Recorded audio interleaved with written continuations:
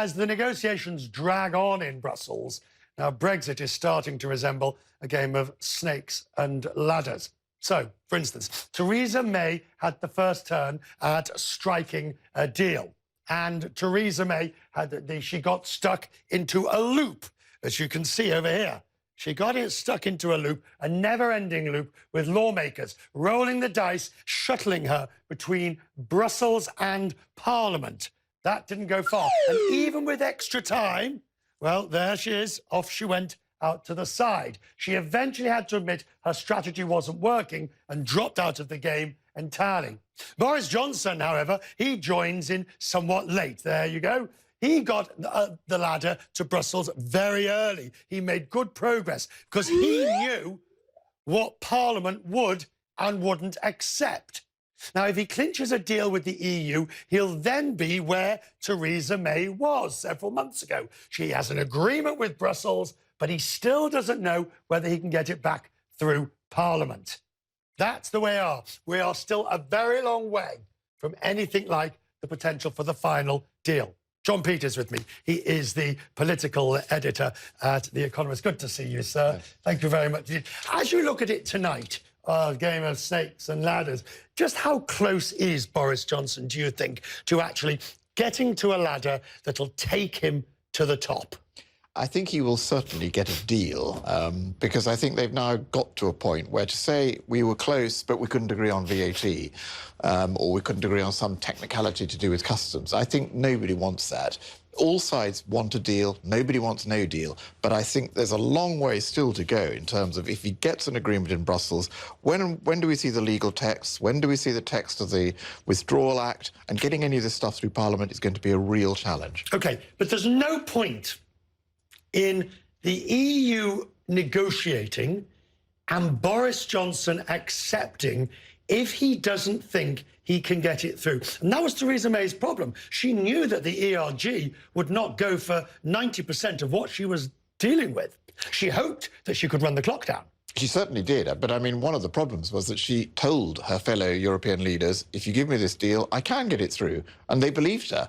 And then she proved wrong. And they're worried that the same thing could happen again. It could. Boris does not have a majority. Indeed, he's lost quite a lot of members of his own party. He still has a problem with the Democratic Unionists in Northern Ireland.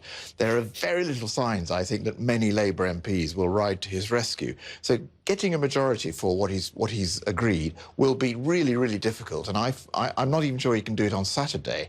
Besides which, beyond this, there's a much more serious problem. You can get one vote through, but to get the withdrawal bill through requires probably 40 or 50 separate votes. And every time this happens, we're quite likely to find his majority disappears. OK, but if you get the principle through that you're leaving at a date to be established, because there'll probably have to be a technical extension to allow for these 30 or 40 withdrawal votes.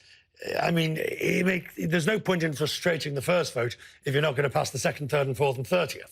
That's true, but Brexit doesn't legally happen until the withdrawal implementation bill itself is passed. So you could get to a position where you've agreed in principle, but then you haven't passed the necessary legislation.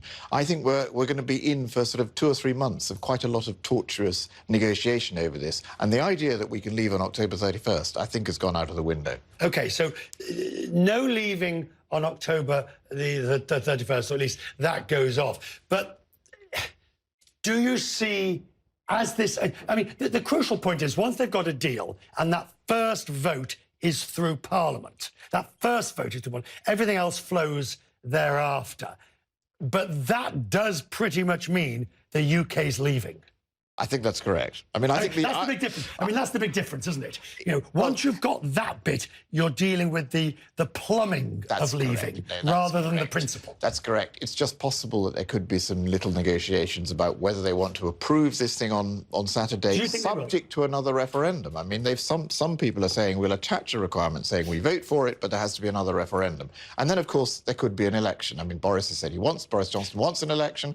We could have an election that could change the whole picture in the next 2 months. If let's just go straight into the realms of rampant speculation here. If they do a deal and it passes Parliament, do you think they would go for an election before leaving? In other words, between now and Christmas? Or would Johnson more likely wait until the UK is left, then do the election, fearing exactly what you've just said? I think he would like to go for an election as soon as he can get one, because frankly the poll numbers look quite good for him and they look very bad for Labour. But for the same reason, Labour will resist an election. So we could get through to a position where it's still quite complicated, difficult passing the necessary legislation. He hasn't got a majority to do anything in Parliament, but we still can't have an election to sort things out until next year. Good to see you, sir. I appreciate it. Thank you.